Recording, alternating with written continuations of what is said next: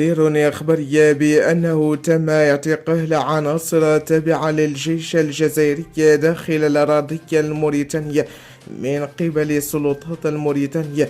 وافادت المصادر بأن هؤلاء العناصر اعترفوا للسلطات الموريتانية بأنهم جاءوا بأمر من العسكر الجزائري للقيام بمهمة. رفضت المصادر الموريتانية الكشف عنها لوسائل الإعلام هذا، وسرعان ما تفاعل الإعلام الجزائري التافه بنشره تعليقا كاذبا على ما حدث واتهام المغرب من جديد.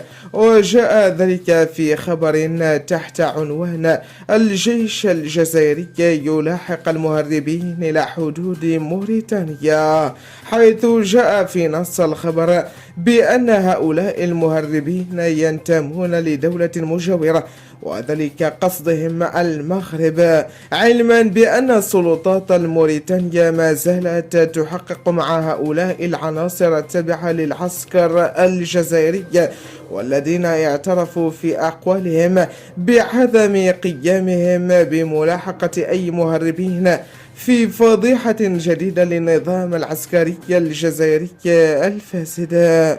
شكرا لكم على حسن المتابعة. إلى اللقاء.